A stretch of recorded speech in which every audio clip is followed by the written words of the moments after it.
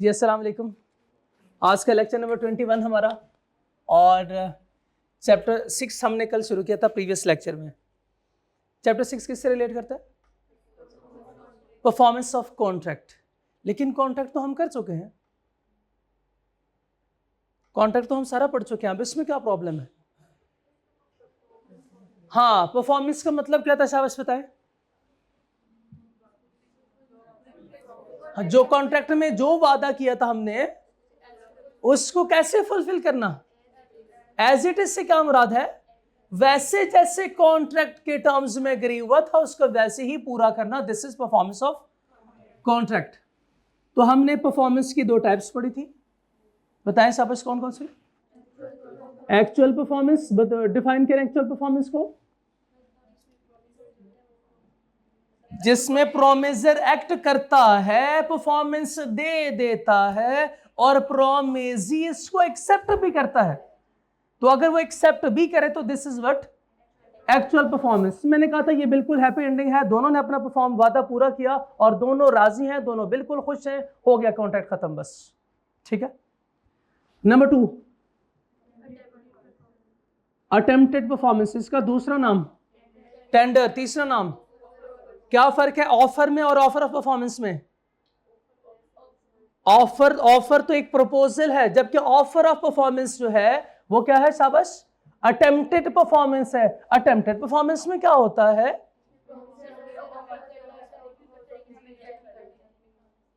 Promisor ने perform किया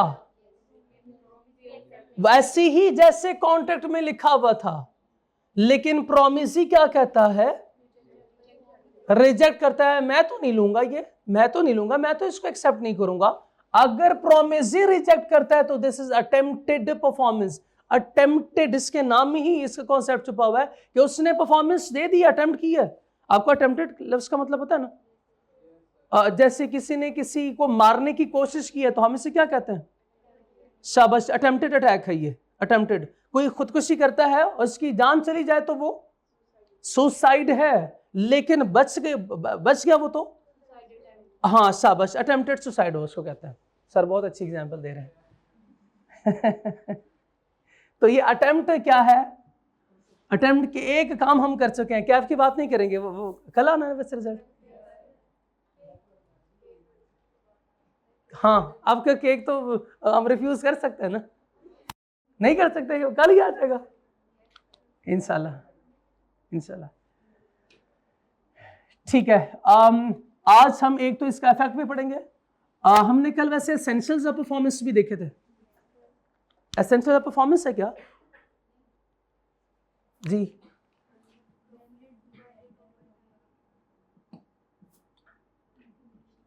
valid tender या ऑफर ऑफ परफॉर्मेंस। तो ये essentials of offer, essential of offer versus essentials of offer of performance. क्या फर्क है दोनों में? शाबाश, क्या फर्क है? चैप्टर 2 चैप्टर 6 ये फर्क है ना? वो चैप्टर 2 में पढ़े थे, ये चैप्टर 6 में पढ़े, यही फर्क है ना सिर्फ। फिर क्या फर्क है? उसमें ऑफर की जा रही है, अभी उसमें ऑफर की जा रही है, और यहाँ पे परफॉर्मेंस को हम रिजेक्ट कर रहे हैं। तो रिजेक्शन कैसे कर सकते हैं, यानी यही रिजेक्शन कब वैलिड है, उसके एसेंशियल्स पढ़ेंगे हम। बल्कि हमने प्रीवियस लेक्चर में वो डिस्कस हम कर चुके थे। बता सकते हैं वो एसेंशियल्स कितने एसेंशियल्स हैं? 8 एसेंशियल। सबसे पहले तो आप ये याद रखते हैं, बहुत अच्छे, शाबाश।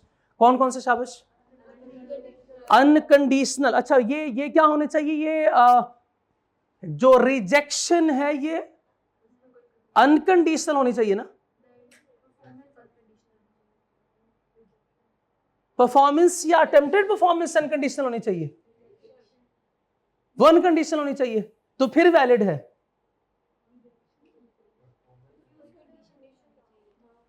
रिफ्यूज करे उसके साथ कोई कंडीशन हो, ये नहीं वो कंडीशनल हो तो फिर नहीं, अनकंडीशनल है तो फिर वो वैलिड टेंडर है। वैलिड टेंडर है। एसेंशियल्स इसी का नाम है कि उसके वैलिडिटी के लिए क्या शराइत है। अच्छा वो रिफ्यूज कर रहा है तो रिफ्यूजल के लिए क्या शराइत है जी? इन्हें अगर ये चीजें हैं तो इसका मतलब यह है कि ये जो रिफ्यूज कर रहा है वो रिफ्यूजल बिल्कुल ठीक है ना? हाँ बताएं सब, इस कंडीशनल है तो फिर ठीक नहीं, अनकंडीशनल होना चाहिए, क्या मतलब इसका? शाबाश, अनकंडीशनल है तो वैसे भी वैलिड है, वैलिड तो है क्योंकि एसेंशियल्स में है जी। अनकंडीशनल का मतलब क्या था? कोई ऐसी कंडीशन साथ अटैच ना करना जो कॉन्ट्रैक्ट में ऑलरेडी थी नहीं, जो कॉन्ट्रैक्ट में ऑलरेडी नहीं थी। और अभी आप, अच्छा अगर पहले से ही कोई कंडीशन अटैच हो तो फिर कोई प्रॉब्लम नहीं है, फिर कोई प्रॉब्लम नहीं। लेकिन अभी जब वो डिलीवरी दे रहा है उस वक्त आप साथ कोई कंडीशन अटैच करो। जैसे मैंने एग्जांपल दी थी, डिलीवरी देने आया तो आपने उससे कहा कि भाई मुझे आपका आईफोन बड़ा पसंद आया, मैं तभी एक्सेप्ट करूंगा, आपको पेमेंट करूंगा अगर आप मुझे साथ आईफोन भी देते हो तो। ये बात क्या पहले से ऑलरेडी हुई थी? लेकिन अब आप कहते हो कि मैं तो नहीं खरीदता। उसने पूछा क्यों नहीं? कहता आप मुझे आईफोन नहीं दे रहे इसलिए। तो आईफोन का कॉन्ट्रैक्ट पहले से हुआ था? पहले ऐसी कोई बात हुई थी? नो। Number 2, proper time. जी बताएं प्रॉपर टाइम के बारे में भी। शाबाश, अगर एग्री टाइम पे नहीं है तो शाबाश, तो वो रिफ्यूज कर सकता है। ओके, प्रॉपर प्लेस, अगर इम्प्रॉपर प्लेस है यानी कुछ ऐसी जगह पे दे दे जो ऑलरेडी उसमें मेंशन नहीं था तो फिर ये रिफ्यूज कर सकता है, फिर ये भी रिफ्यूजल होगा। शाबाश। प्रॉपर पर्सन,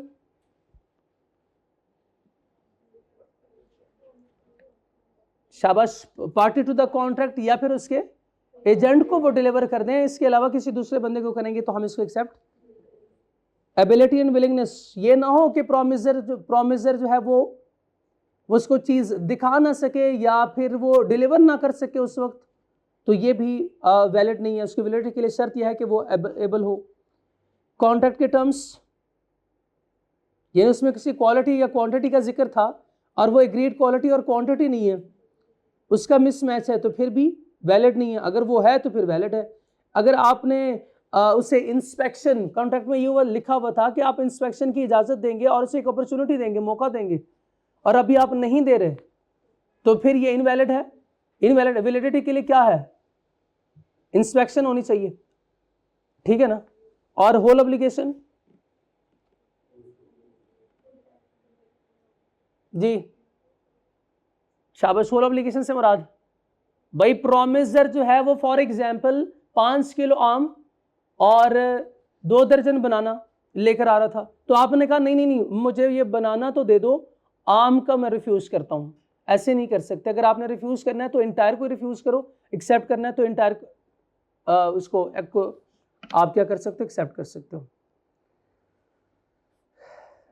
क्लियर हो गई बात? तो ये यहां तक हमारी कल बात हुई थी, ये हमने कल डिस्कस किया था। अब उसने जो रिफ्यूज किया है उसका इफेक्ट किया है, वो इफेक्ट देखेंगे। Effect of refusal to accept the valid tender. Effect of refusal to accept valid tender. If the promisor make a valid tender and the promisee refuses to accept it, refuses कौन? promisee refuses to accept it. अब देखेंगे कौन liable कौन होगा? कौन liable होगा? promisee liable होगा। कह रहा है कि promisor is not liable, promisor is not liable for non-performance and is not liable to deliver goods again. इसका मतलब यह है कि अगर उसने जो परफॉर्मेंस दी है वो बिल्कुल ठीक है, अगर तो प्रोमिसर ने जो परफॉर्मेंस दी है, promisor performed as stated in a contract, तो बताएं सूरत में लायबल कौन होगा? मेजी लाइबल, प्रोमिजी लाइबल। कौन लाइबल है? अब प्रोमिजर क्या नहीं करेगा? प्रोमिजर क्या नहीं करेगा? शाबाश, प्रोमिजर अब पढ़े, will not delivered goods again, is not liable for non performance. Promiser may claim damages for loss caused by, promiser will not delivered goods again। और नंबर 2 क्या है? Promiser can claim damages for loss incurred। जो इसका नुकसान हुआ है वो हम नुकसान रिकवर करवा सकते हैं। बस इफेक्ट में हम इस तरह इफेक्ट लिखेंगे, ठीक है, इस तरह हम इफेक्ट लिखेंगे। बात समझ आ गई? ये इफेक्ट है। इफेक्ट ऑफ रिफ्यूजल, अगर वो रिफ्यूज करता है टू एक्सेप्ट वैलिड, अब टेंडर वैलिड टेंडर है लेकिन उसको वो रिफ्यूज कर रहा है, अगर या तो इसमें कोई खराबी होती तो रिफ्यूज करें, फिर प्रोमिसी लायबल नहीं है। लेकिन अगर कोई मसला ही नहीं है फिर भी प्रोमिसी रिफ्यूज कर रहा है, फिर कौन लायबल होगा? फिर प्रोमिसी लायबल होगा।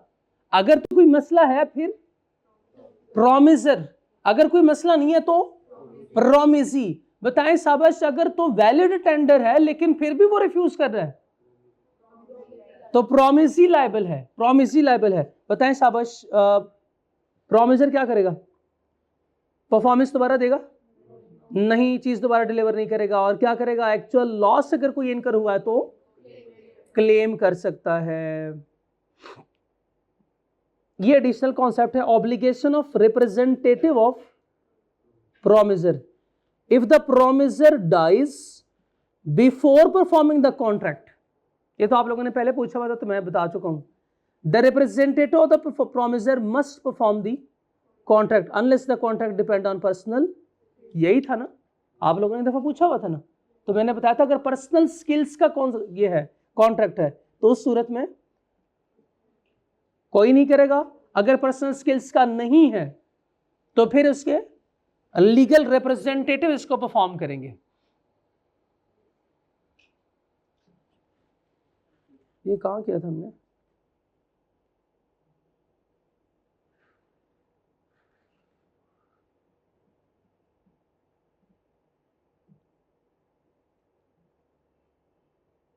चलें, कहीं पे नोट किया होगा हमने।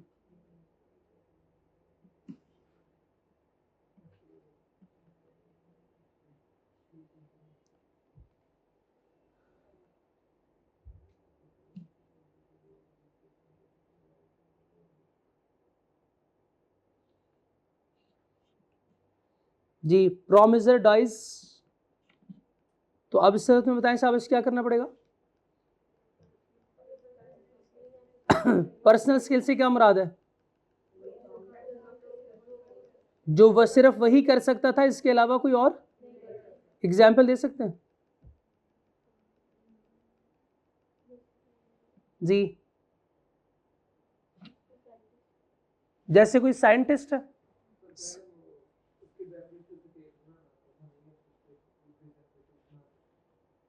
आप कोई और नहीं बना सकता केक? उससे एग्जाम्पल सुने, एग्जाम्पल सुने, एग्जाम्पल सुने, एग्जाम्पल सुने। भाई हमने अली जफर को बुलाया,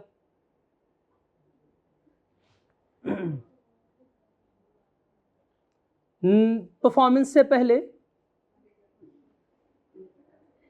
मर नहीं गया, नॉन परफॉर्मेंस हो गई है, नॉन परफॉर्मेंस हो गई है। तो अब जो है वो फॉर एग्जाम्पल हम जो है वो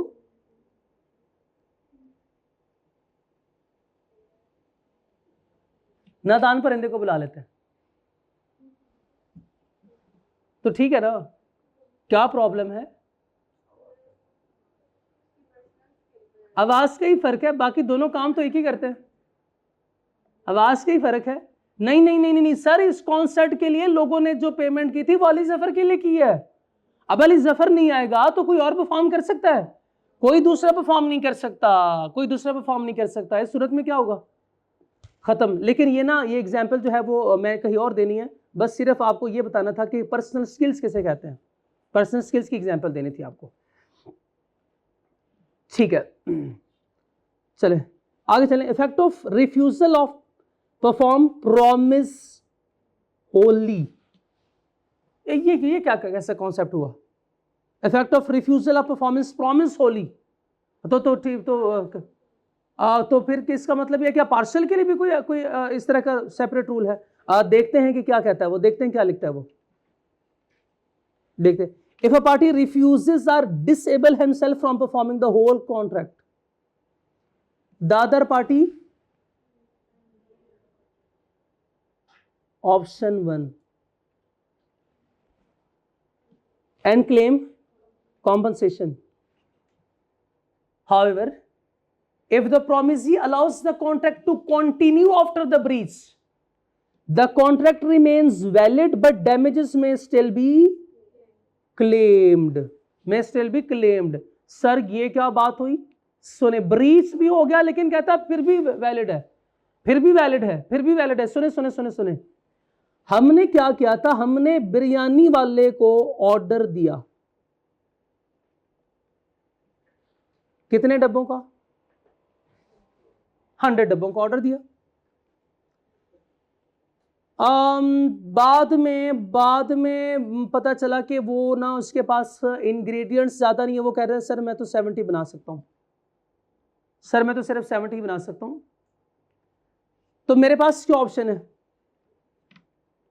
मेरे पास अब 2 ऑप्शन है, मेरे पास अब 2 ऑप्शन है। क्या करूं? Cancel the contract, cancel the contract, claim compensation. अब कॉम्पनसेशन क्या हो सकती है? शाबाश शाबाश, कंपनसेट से क्या मुराद है यहाँ पे?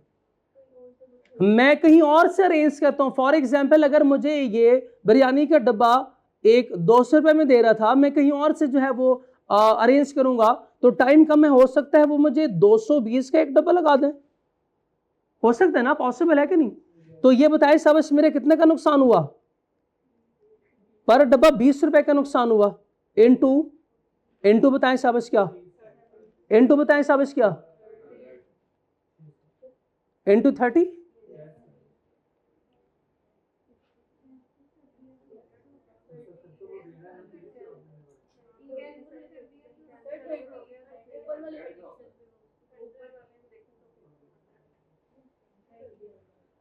पता नहीं, पता नहीं। ओके, या फिर हमने उसे कहा ठीक है, ठीक है, कर दो 70 डिलीवर। आप बताएं, आप बताएं, इधर इधर क्या लिखूं?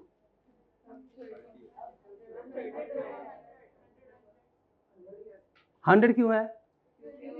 क्योंकि देखें, जब मैं यहां पे 70 एक्सेप्ट कर रहा हूं तो इसका मतलब यहां पे कैंसिल कर रहा हूं ना 70 भी।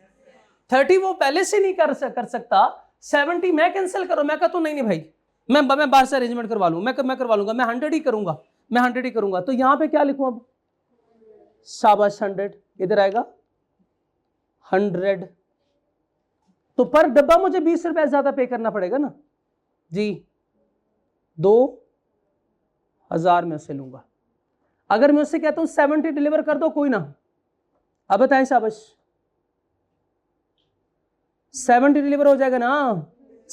लेकिन हम क्या बताएं शाबाश, कंपनसेशन यहां पे क्लेम कर सकते हैं, इधर भी शाबाश कंपनसेशन क्लेम कर सकते हैं। बताइए ये कंपनसेशन कितनी होगी?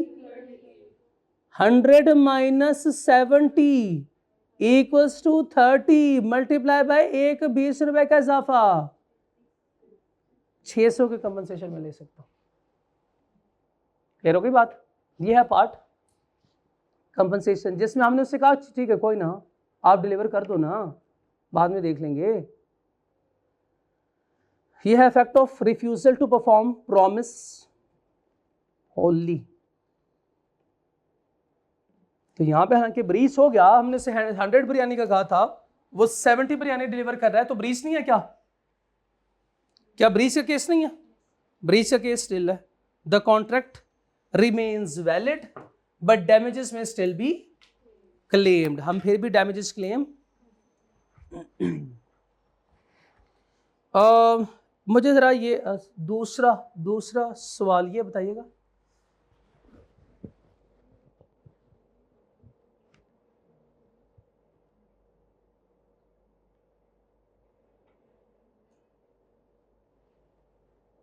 जी ये पढ़े ना, पढ़े। A trainer absent himself for 1 day, एक दिन के लिए छुट्टी पे है। भाई ट्रेनर आपकी रिप्लेसमेंट जो हमने ढूंढी है वो ज्यादा पैसे मांग रहा है, तो उससे ज्यादा पैसे दिए हमने। What can be recovered? जो पैसे रिप्लेसमेंट को दे रहे हैं वो, या वो पैसे जो एक्स्ट्रा हमने इसकी रिप्लेसमेंट को पे किए हैं। फॉर एग्जाम्पल वो पर डे हमें हमें 1000 चार्ज कर रहा था और इस रिप्लेसमेंट को हमें 1500 देना पड़े, तो शाबाश, जितना ज्यादा एक्स्ट्रा देने पड़ेंगे, only the extra cost incurred due to breach can be recovered.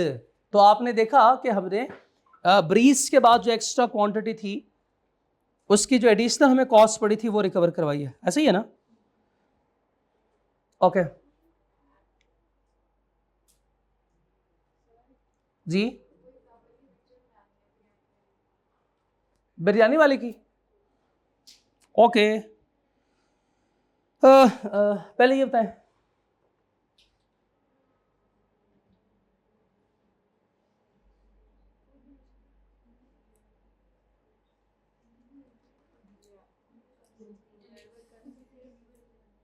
Yes बस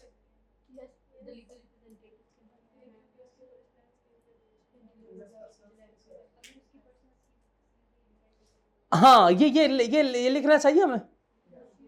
यस, ये मेरा ख्याल है, ये लिखना चाहिए हमें।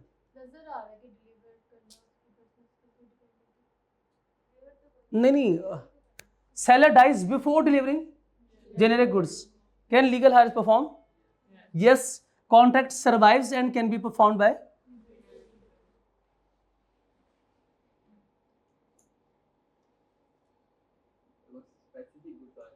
अगर स्पेसिफिक कोई गुड्स आ जाए जिसको कोई और नहीं कर सकता, हाँ तो बिल्कुल ठीक है।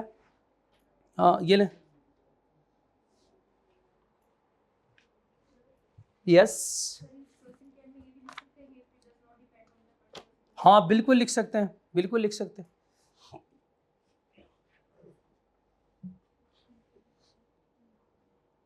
और लिखना भी चाहिए हमें, क्योंकि सवाल तो साइलेंट है।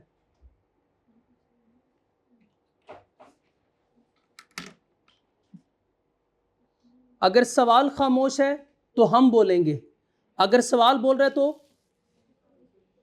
हम खामोश रहेंगे। जिंदगी का उसूल भी यही है। अगर अगला गुस्से में है तो आप चुप रहो।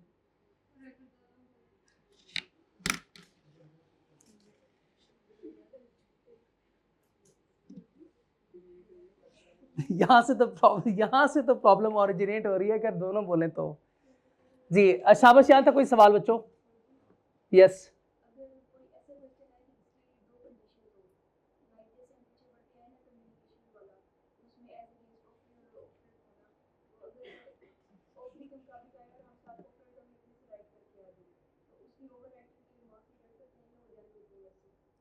इनका सवाल यह है कि सर अगर किसी भी सवाल में बल्कि किसी भी जैसे हमने बहुत सारे क्लॉजेस वो पढ़े जिसके दो कंडीशंस हैं, साथ में उन्होंने एग्जांपल दी, जैसे कम्युनिकेशन का कॉन्सेप्ट था, कम्युनिकेशन अगेंस्ट ऑफर भी था, कम्युनिकेशन अगेंस्ट ऑफर भी है।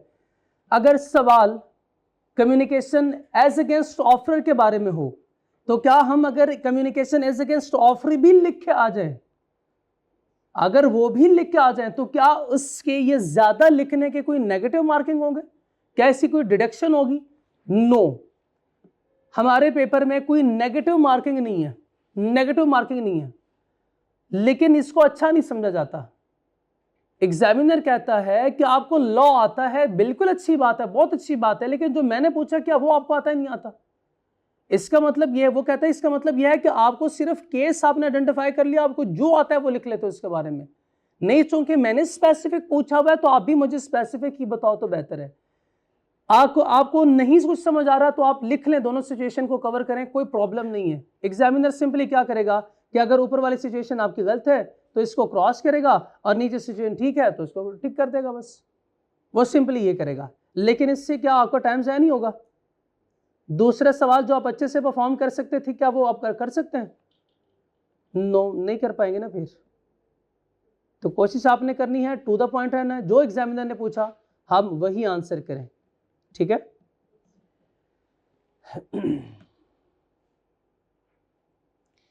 एप्रोप्रिएशन ऑफ पेमेंट, नेक्स्ट हमारा टॉपिक है appropriation of payment.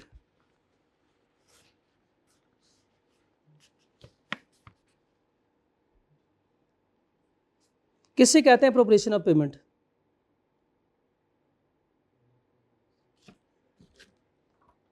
Appropriation of payment किससे कहते हैं? आ जाओ भाई, आ जाओ आ जाओ आ जाओ आ जाओ। एप्रोप्रिएशन ऑफ पेमेंट समझते हैं, इस एप्रोप्रिएशन ऑफ पेमेंट वाले कॉन्सेप्ट को। ऊपर आओ ना।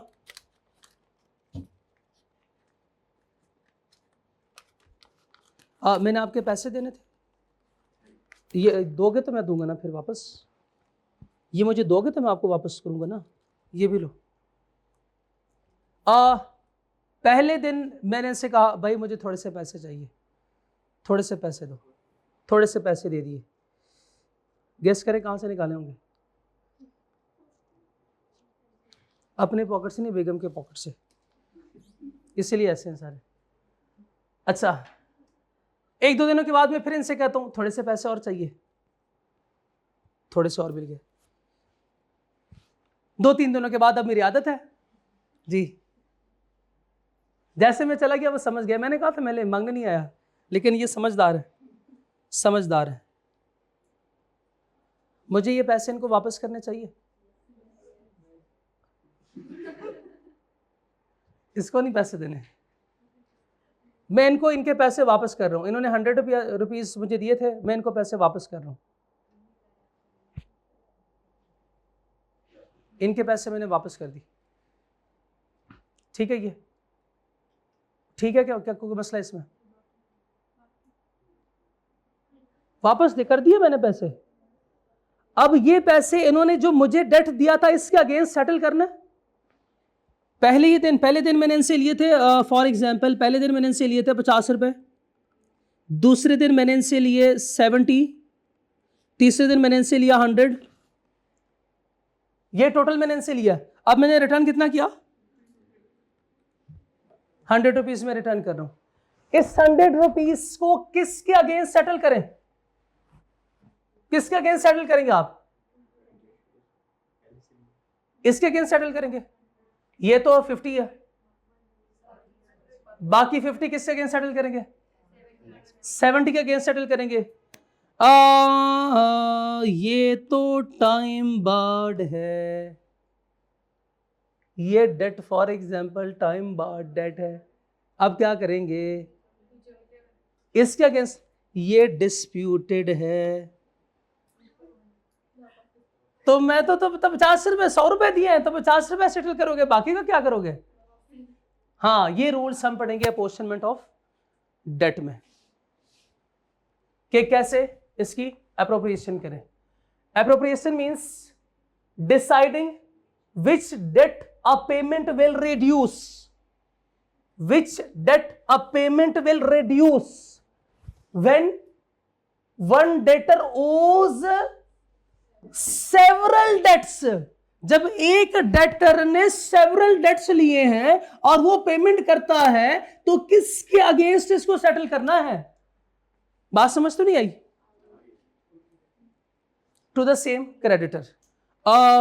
It helps both sides know exactly which invoice या debt is being cleared। अच्छा, सबसे पहले तो मुझे मसला बताएं, मसला क्या है? एप्रोप्रिएशन का मसला। मुझे पैसे वापस मिले ना, या पैसे भाई को वापस मिले, अब ये परेशान है। अब परेशान क्यों है? सर ने पैसे तो दे दिए, कौन से डेट के अगेंस्ट इसको मैं सेटल करूं? अगर तो ये अक्लमंद हो ना, तो ये सबसे पहले मुझे बताएं कि कौन से डेट के अगेंस्ट सेटल करेगा। बताएं शाबाश, कौन से अभी मैंने आपको कॉन्सेप्ट नहीं दिया, बताएं शाबाश। एक सेकंड मुझे बताएं किसके अगेंस्ट ये सेटल करेगा।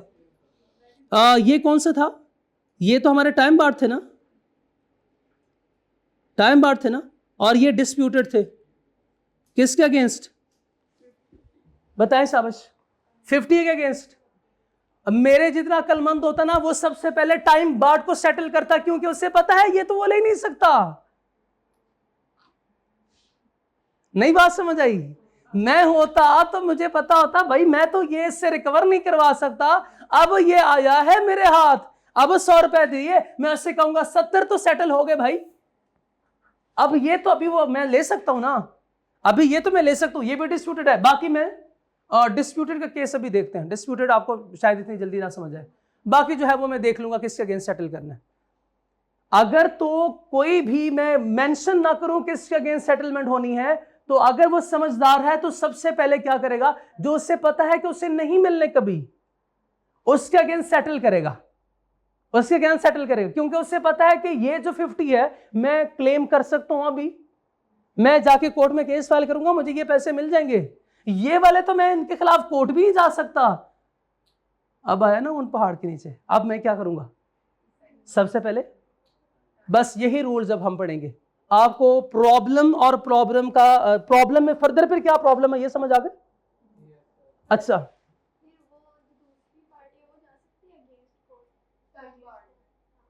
अगर तो ऐसी कोई बात नहीं है, अगर तो ऐसी कोई बात मेंशन नहीं है तो उसकी मर्जी है, लेकिन उसके रूल्स पढ़ेंगे। अभी रूल्स अभी मैंने बताया कुछ नहीं है, लेकिन आपको मैंने एक मसला जो आपके जहन में पहले ही डाल दिया कि अगर तो सेवरल डेट्स है और एक पेमेंट हो रही है, तो प्रॉब्लम यह है किसके अगेंस्ट सेटल करें, इसको किसके अगेंस्ट सेटल करें। अब अगर वो पहले से ही बता दें कि 50 इसके अगेंस्ट करना है, 50 इसके अगेंस्ट करना है, अब कोई प्रॉब्लम है? इसका मतलब यह है कि अगर मैं इनको बता दूं भाई 50 जो है वो जो मैंने आपको दिया है ये 50 के अगेंस्ट होना है, बाकी 50 70 के अगेंस्ट होना है, तब भी कोई प्रॉब्लम नहीं है, तब प्रॉब्लम। अब ये परेशान है कि पता नहीं सर ने कौन से पैसे दिए, अब पैसे आ तो गए हैं, अब मैं ऐसे करता हूं जो पैसे मैं बाद में रिकवर नहीं ना करवा सकता, पहले उसके अगेंस्ट सेटल करवाता हूं। अब चूंकि ये मसला आ गया, तो हर मसले के लिए आपको पता है हमारा लॉ मौजूद है, अब उसके लिए लॉ पढ़ेंगे। ठीक है, बैठ जाओ।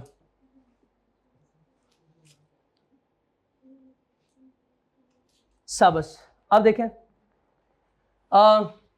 Appropriation of payment means deciding which debt a payment will reduce. कोई पेमेंट हुई है, उसके अगेंस्ट क्या होगा, जो हमने डेट दिया था विल रिड्यूस होगा। व्हेन एक debtor owes several separate debt to the same creditor, owes several debt to, owes to का मतलब क्या होता है? रिटर्न करना, जिसको हमने देना होता है। It helps both sides know exactly which invoice या डेट इज बीइंग क्लियर्ड। तो एप्रोप्रिएशन ऑफ पेमेंट में क्या होता है, ये इस मसले का हल, ये इस मसले का सॉल्यूशन। पैसे आते थे लोगों के पास, उन्हें पता नहीं था कि ये किस डेट के अगेंस्ट सेटल होगा। एप्रोप्रिएशन ऑफ पेमेंट ने इस मसले का हल निकाला, और उन्होंने कहा बस ये है, अब कोई प्रॉब्लम नहीं होगी इंशाल्लाह। एग्जाम्पल पसंद तो नहीं आई? आगे पसंद तो नोट करेंगे, फिर तो करें ना, फिर जल्दी करें।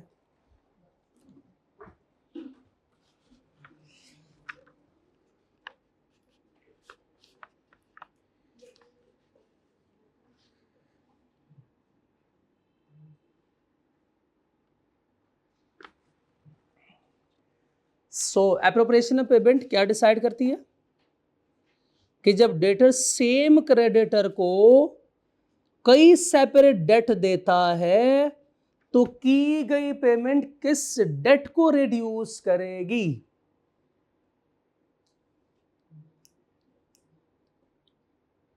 सिंपली मैं अगर कहूं कि किसी पेमेंट को किसी स्पेसिफिक डेट के साथ एलोकेट करना is called appropriation of payment. गलत तो नहीं होगा?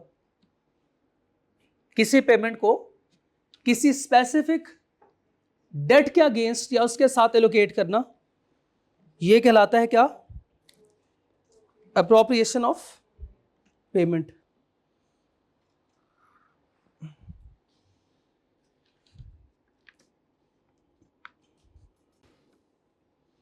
क्यों जरूरी है ये? It helps both sides. क्या? कौन सा डेट क्लियर हुआ, कौन सा अभी बाकी है। अच्छा, डेट के अगेंस्ट तो इंटरेस्ट भी होता है ना? डेट के अगेंस्ट तो इंटरेस्ट होता है कि नहीं होता? हाँ, तो जो अभी कोई उसमें हो, ड्यू डेट में हो, तो हम कोशिश करेंगे, और जिसकी अभी रिकवरी पॉसिबल हो, हमारी कोशिश ये भी होगी कि वो बाद में, पहले जिसकी रिकवरी पॉसिबल नहीं है वो रिकवर करवा लें हम। तो अगर ये एप्रोप्रिएशन क्लियर ना हो तो क्या होगा? बाद में डिस्प्यूट हो सकता है कि भाई मैंने तो आपसे कहा था ये 50 के अगेंस्ट इसको सेटल कर, आपने ये 100 के अगेंस्ट क्यों सेटल किया है? मैंने तो 50 के अगेंस्ट कहा था, आपने 100 के अगेंस्ट क्यों सेटल किया? वो कहता आपने मेंशन तो किया नहीं था, तो बस मैंने सोचा कि यही होगा।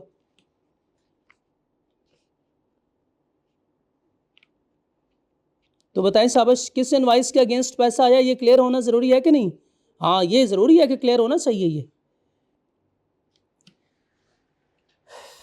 चले जी, अब rules of appropriation of payment. कितने रूल्स हैं? 3। Debtors choice, creditors choice, legal orders. फिर से बताएं शाबाश, कितने रूल्स हैं? 3। कौन कौन से? Debtors choice, creditors. हाँ, लॉ कहता है कि सबसे पहले डेटर को चॉइस ऑफ दो, अथॉरिटी दो, या उसको मौका दो। अच्छा, डेटर कौन होता है?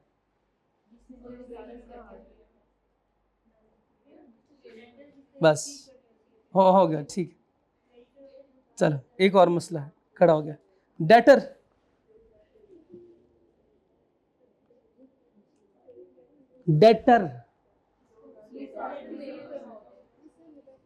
डेटर का दूसरा नाम रिसीवे। हर रिसीवेबल ने पेमेंट करनी होती है। ओहो, यही है कॉन्सेप्ट, रिसीवेबल पेमेंट करता है, रिसीवेबल पेमेंट करता है, रिसीवेबल पेमेंट करता है। क्यों, मुझे नहीं बात ये समझ आ रही? रिसीवेबल पेमेंट करता है। अरे तो पेमेंट करेगा, पैसे देगा ना। पेमेंट कौन करता है? ये रिसीवेबल है, ये रिसीवेबल है, मैंने इससे 500 रिसीव करना है, ये पेमेंट करेगा तो मैं रिसीव करूंगा ना। बताएं शाबाश, सब पेमेंट किसने की? डेटर। तो रिसीवेबल, रिसीवेबल मेरा रिसीवेबल है, इस काबिल है कि इससे पैसे लिए जाएं, तो कुछ दिया होगा। तो बताएं शाबाश, पे कौन करता है? हमेशा पे डेटर करता है। आप विजन को ब्रॉड करें अभी मुझे पता लगा कि ये सबसे बड़ा मसला होता है। इसमें मसला ये होता है, डेटर होता है रिसीवेबल। रिसीवेबल यानी वो बंदा जिससे हमने पैसे लेने हो। तो अगर मैं कहूं कि पेमेंट जिसने करनी है, तो पेमेंट कौन करता है? पेमेंट कौन करता है? अगला बंदा जिससे मैंने पैसे लेने हो। तो मैंने किससे पैसे लेने हैं? डेटर से। तो पे किसने किया? डेटर ने ही पे।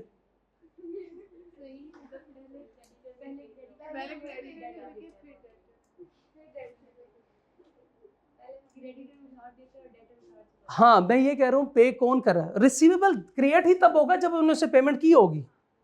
ऐसे तो रिसीवेबल नहीं बना होगा ना, ऐसे डेटर थोड़ी बनता है। वो डेटर ही वो कब बना? जब हमने उसे पे किया। बताएं शाबाश, सब पेमेंट कौन करता है? हाँ शाबाश, डेटर या रिसीवेबल हमेशा पे करता है। मेरे लिए वो रिसीवेबल है, मेरे लिए वो रिसीवेबल है। वो क्या कहता है? हाँ, ये पेएबल है। पे मींस इस काबिल है कि उसको पैसे पेमेंट की जाए।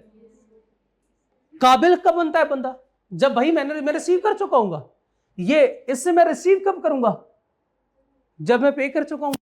तो ये रिसीवेबल होता है, पेमेंट ये बंदा कर रहा होता है।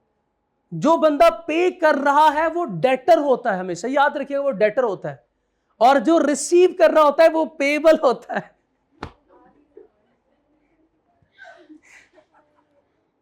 अकाउंटिंग वाले सारे उठ के आ जाएंगे, क्या बच्चों को सिखा रहे हैं आप?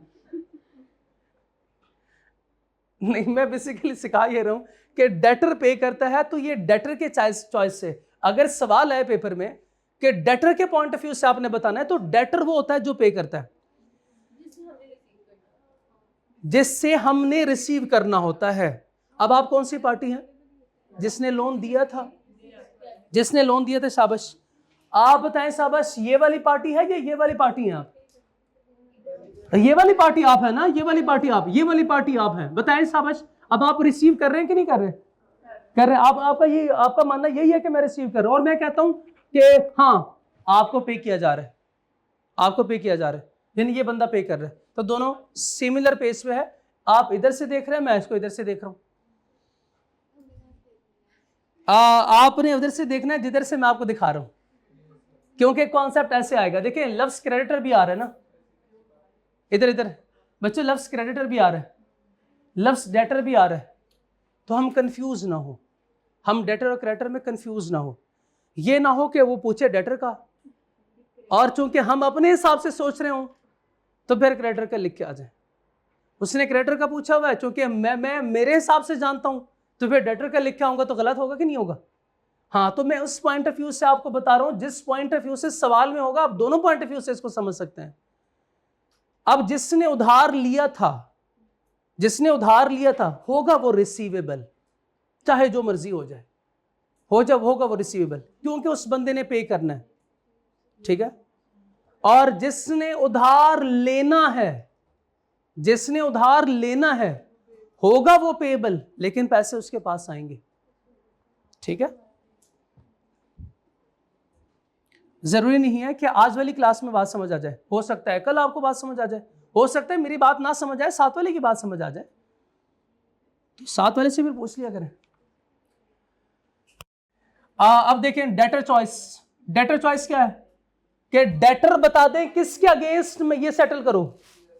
If the debtor clearly tells the creditor, अब जिस पार्टी ने पैसे देने हैं, अब ठीक हो गया, अब आपका देना ठीक हो गया। पहले आप इसी को कह रहे थे ना रिसीवेबल लेगा, तो बताया पे कौन करता है? ये रिसीवेबल हो गया ना। अब वैसे वो रिसीव कर रहा है ना, पेबल तो है, वो रिसीव कर रहा है, तो ये पे कर रहा है, ये रिसीव कर रहा है। और it is implied from circumstances, इसको भी छोड़े। एम्प्लॉयड फॉर सर्कमस्टांसेस का मतलब होता है कि मैं अब केस को जैसे लिखता हूं, डिजाइन करता हूं उसके मुताबिक। तो ये एग्जाम के लिए है कि जैसे एग्जाम में उसको बताया जाता है which debt the payment is for. मैं जो आपको पैसे पे कर रहा हूं, वो बंदा खुद कहता है editor which debt the payment is for, ठीक है, केस के अगेंस्ट आपने इसको सेटल करना है। तो क्रेडिटर क्या करेगा? Must apply it to that debt if the payment is accepted. अगर यानी इस बंदे ने कहा कि इस 100 को 50 के अगेंस्ट सेटल करना है, तो क्या वो 70 के अगेंस्ट सेटल कर सकता है? नहीं कर सकता। 100 के अगेंस्ट सेटल कर सकता है? नहीं सेटल कर सकता। उसने कहा 100 के अगेंस्ट सेटल करो, तो क्या इन दो के अगेंस्ट सेटल कर सकता है? लॉ फर्स्ट चॉइस किसको देता है? डेटर को। शाबाश।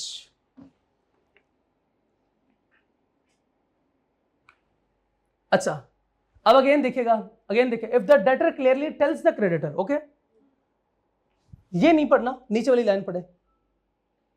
नो नो नो, अगेन ऊपर है, if the debtor does not clearly tell the creditor, तो किसकी मर्जी? क्रेडिटर की मर्जी। के क्या मर्जी?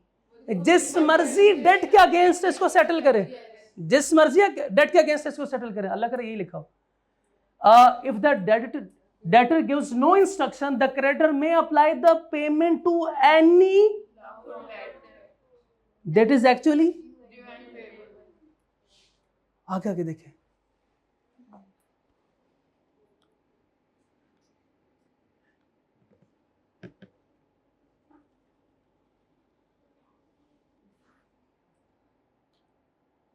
ये मुझे लगता है अकलमंद है,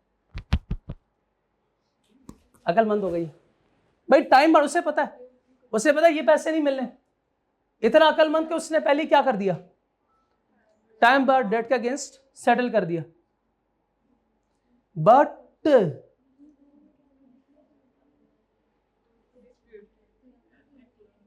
okay okay okay, disputed debt, आपसे ये कौन से होते हैं, अब ये डिस्प्यूटेड कौन से होते हैं, इसको हम बिल्कुल लाल कर देते हैं कि नहीं कर सकता,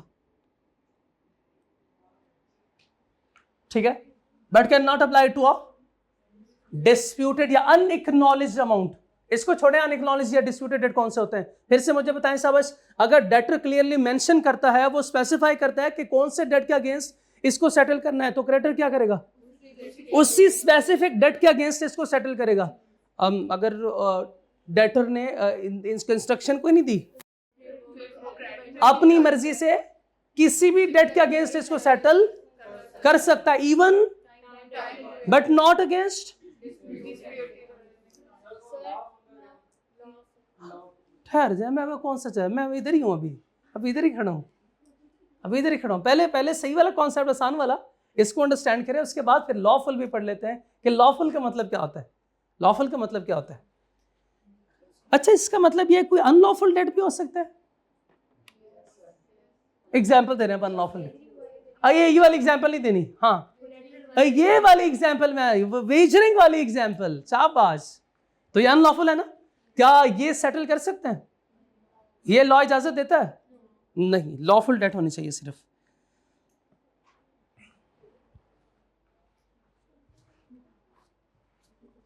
अब देखें, दो रूल क्लियर हो गए, आधे अधूरे। Number 3, legal order. अगर दोनों में से किसी ने भी कोई इंस्ट्रक्शन नहीं दी, यानी ना तो डेटर ने कहा कि भाई ऐसे करना है, ना क्रेडिटर ने कोई अप्रोप्रिएशन की है, the law applies the payment automatically. Automatically कैसे, ऑटोमेटिकली कैसे होगा,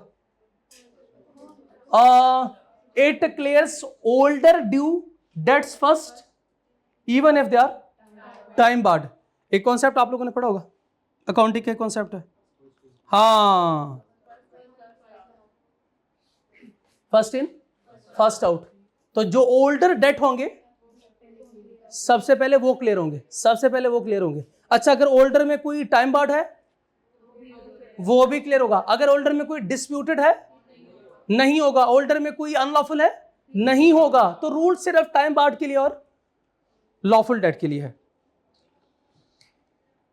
आगे इसमें देखें, इंटरेस्टिंग केसेस और आएंगे, ये देखिएगा। If two debts have the same due date, the payment is split proportionately between them. क्या मुराद है इससे, 50-50 करेंगे। 50 रुपए थे, 70 रुपए थे, 100 रुपए हैं, इधर हमें मिला फॉर एग्जाम्पल 80 रुपीज। अब क्या करें,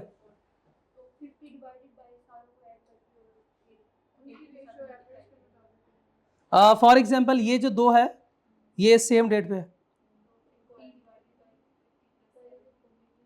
अब क्या करूं,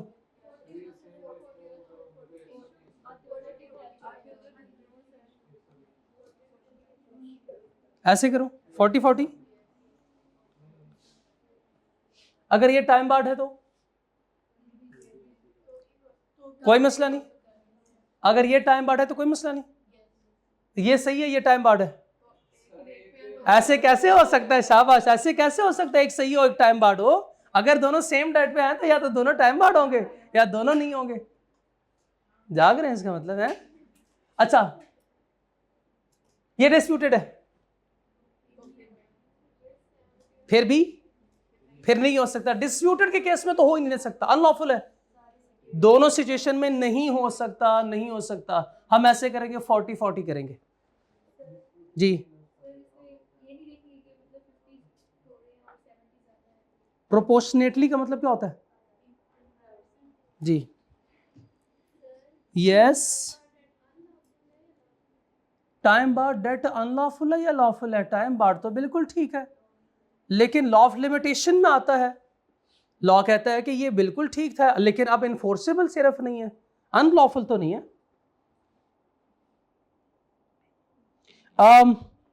When interest and principals are both due, interest is settled, then principal.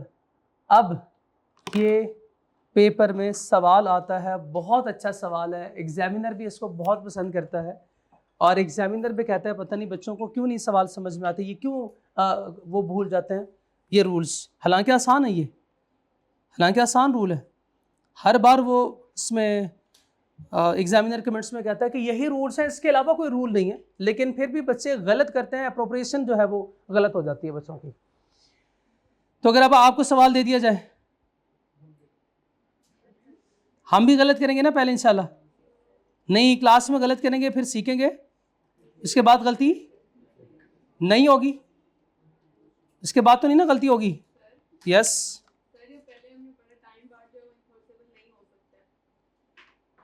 Time बार्डेड enforceable नहीं होता, बिल्कुल सही पढ़ा था। मैं यहाँ पे कौन सा कह रहा हूँ इन्फोर्सेबल है, मैं कौन सा कह रहा हूँ कि इन्फोर्स करवा रहे हैं। अगर उसने खुद कुछ नहीं कहा तो लॉ कह रहा है कि सेटल करो, मैं थोड़ी कह रहा हूँ। लॉ वैसे कह रहा है कि टाइम बार्ड है, वो आपके अगेंस्ट कोर्ट नहीं जा सकता, वो थोड़ी क्या है कि आपके अगेंस्ट कोर्ट, वो तो आप पैसे दे रहे हो उसे, वो तो आप खुद उसे पैसे दे रहे हो ना, तो आपको बताना चाहिए कि भाई ये टाइम बार्ड के अगेंस्ट नहीं है। अभी भी आप जो है वो जा नहीं रहे court.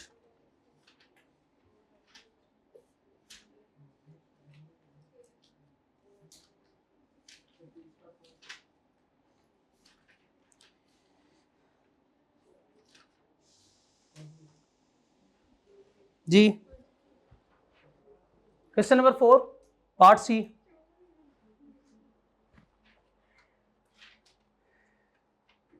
Being ST's regular customer, ASR account has 2 outstanding invoices of rupees 1 million each. 2 invoices हैं 1 million each, 1 million 1 million against the order delivered in July 23 and September. एक है जुलाई और एक SD has received a payment of 1.5 million. 1.5 million payment from ASR. However, no intimation was given by ASR. कौन है ASR? Debtor या creditor? Debtor या creditor? अब payment कर रहा है ना, तो पेमेंट करने वाला क्रेडिटर हुआ कि नहीं हुआ? हाँ, डेटर हुआ, शाबाश।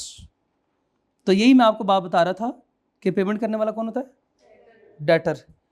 As to which invoice the payment should be settled, बताएं शाबाश, कौन सा केस है? Case 1, case 2, case 3?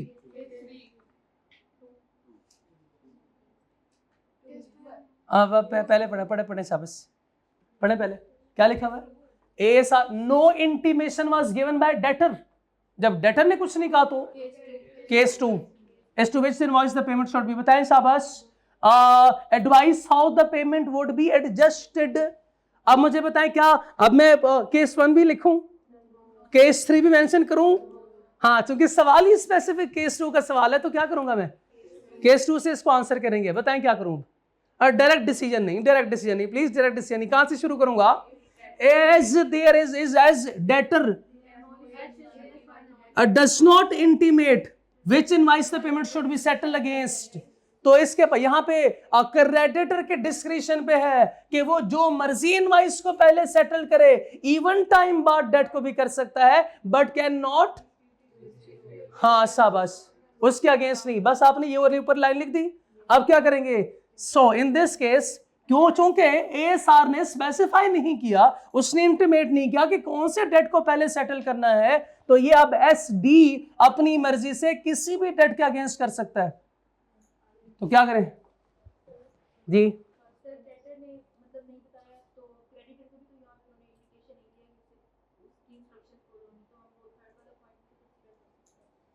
थर्ड वाला, उसमें तो ये नहीं लिखा हुआ ना कि एसडी ने भी अपनी मर्जी से, सॉरी एसडी ने भी अपने डिस्क्रिप्शन पे कोई अपॉर्चमेंट नहीं की। उसमें तो ये था ना इसने कोई अपॉर्चमेंट किया, बस उसने पैसे लाके रख दिए जेब में, बस ठीक है आ गए पैसे, और ना इसने कुछ बताया था, तो दोनों ही साइलेंट है। डिस्प्यूटेड वाली लाइन जरूर ऐड करेंगे, जरूर बस जरूर ऐड करेंगे। हाँ हाँ, इसमें इसने ना तो टाइम बार्ड का बताया हुआ है और ना डिस्प्यूटेड का बताया हुआ है, लेकिन प्रोविजन पूरी ऐसी ही है, ये पूरी एक प्रोविजन का हिस्सा है ये, ठीक है ना। देखिए अब अगर मैं बात करूंगा कि कौन से डेट, तो मैं कहूंगा कि किसी भी डेट के अगेंस्ट कर सकते हो, तो किसी में कौन से आ जाएंगे, टाइम बार्ड भी और डिस्प्यूटेड भी। तो जब किसी का लफ्ज आता है तो उसमें आगे स्पेसिफाई करना है कि ये दोनों को या तो निकाल के या किसी एक दो को शामिल करके। सॉल्यूशन भी मैंने आपको बता दिया क्या है। अब हम सॉल्यूशन देखते हैं कि लिखा क्या हुआ है, ताकि ड्राफ्टिंग भी साथ साथ हो ना। आप भी देखेंगे वैसे, चलें देख लें, सॉल्यूशन देखेंगे फिर तो मैं आपको असाइनमेंट भी दूंगा।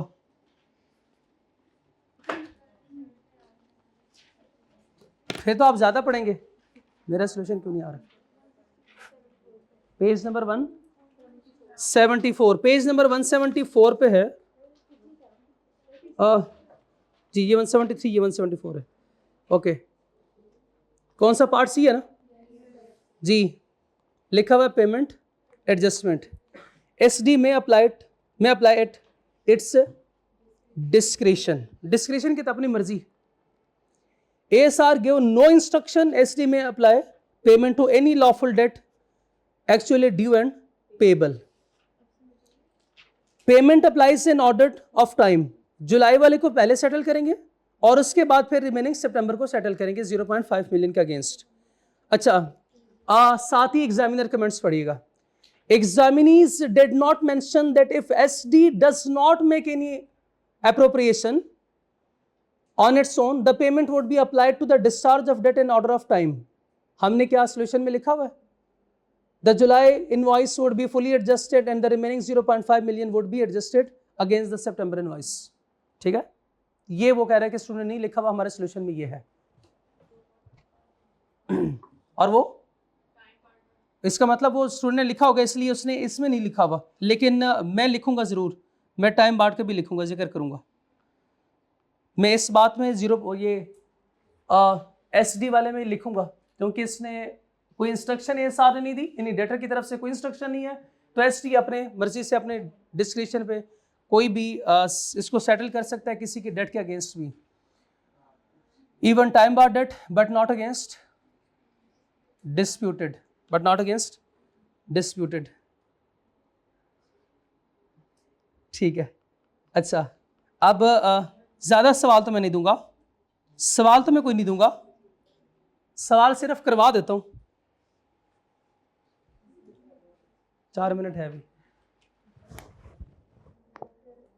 23 शाबाश शाबाश शाबाश।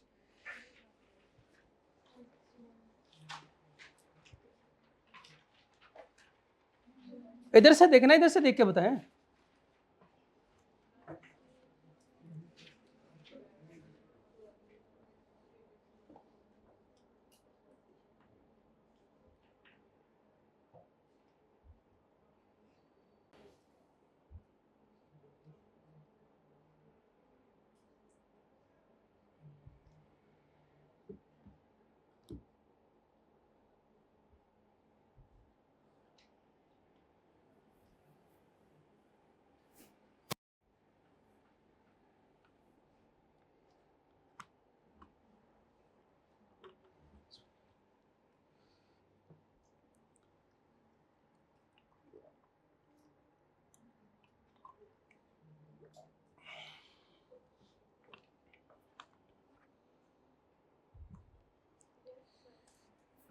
जी बताएं शाबाश।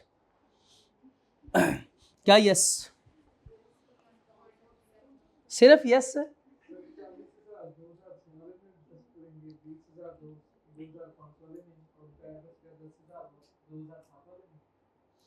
Danish was the sum of 1 lakh to Adil against 3 different agreement.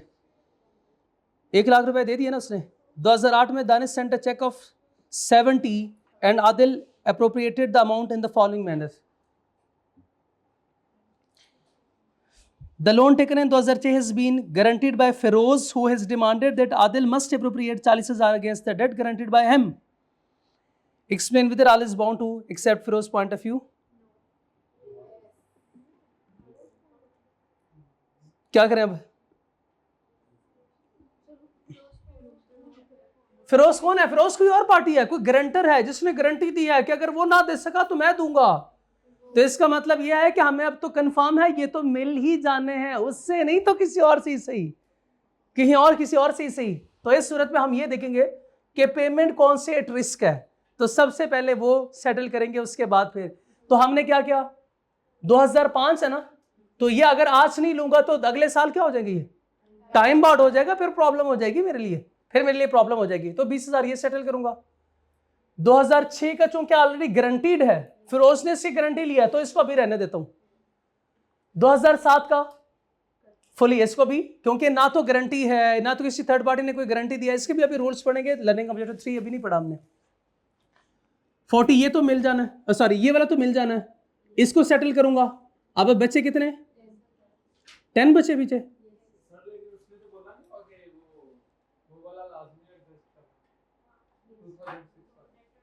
कौन सा? उसने फिरोज ने कुछ कहा है? वो तो आपने बताया नहीं, तो मैंने वो एडजस्ट कर लिया। अब हाँ चल, अच्छा दोबारा कर लेते हैं। 2006 में guaranteed by Firoz, who has demanded that Adil must appropriate 40 against the debt guaranteed by him. इसका मतलब यह है कि टोटल के बारे में इंस्ट्रक्शन कोई नहीं है, एक के बारे में इंस्ट्रक्शन है। कौन से वाले के बारे में इंस्ट्रक्शन है? तो बताएं मैं सबसे पहले क्या करूं, सॉल्यूशन देखें।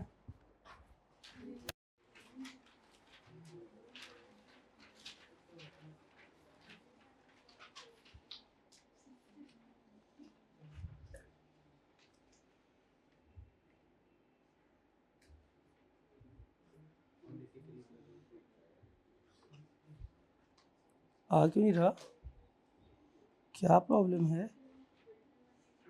Page 183।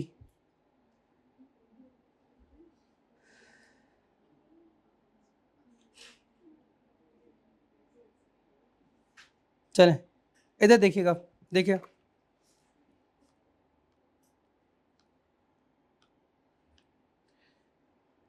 Danish send 70,000 without instructions. Adil जो कि क्रेडिट है, may apply payment at his description to any lawful debt. Firoz demand, ये क्या डिमांड कर रहा था? हाँ, आदिल अप्लाइड 20,000 2005, 10,000 2006, 40,000 2007 में। Firoz demands full adjustment to the 2006, but the creditors right of appropriations allow application to any lawful debt. इसका मतलब यह है कि लॉ कहता है कि गारंटर की बात नहीं मानेंगे हम, तो उस क्रेडिटर की बात मानेंगे या डेटर की बात? क्रेडिटर की बात साहब, क्रेडिटर की बात मानेंगे। Adil is not bound to accept Firoz demand. इसका मतलब कोई और अगर कहे तो हम नहीं। तो बताइए साहब इसमें क्या, हमने जो अपोर्शनमेंट किया ये वाली, ये ठीक है? हमने जो ये अपोर्शन, यानी आदिल जो अपोर्शनमेंट कर रहा है वो ठीक है कि नहीं? ठीक है। इसका मतलब जो मैं पहले काम कर रहा था वो बिल्कुल ठीक था। आप लोग गलत करवा रहे थे? नहीं, आप लोगों ने सीखा है इससे, आप लोगों ने इससे सीखा है। ये दोबारा हम करेंगे, बस आपको दिखाना था अपोर्शनमेंट कैसे होती है, उसके 1-2 सवाल दिखाने थे आपको। यस,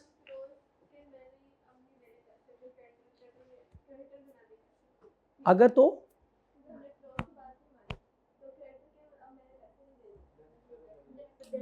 अगर वो कहे कि हमने पैसे नहीं देने, ठीक है, वो पैसे नहीं देता तो मैं फिरोज से पैसे लूंगा।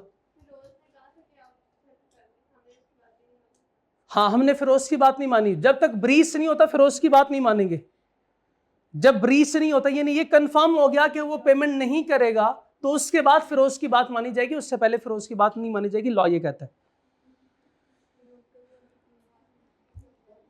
हाँ, फिरोज को बीच में ऐसे डाल दें, फिरोज तो कुछ भी कहते हैं, फिर वही कर लेंगे। यस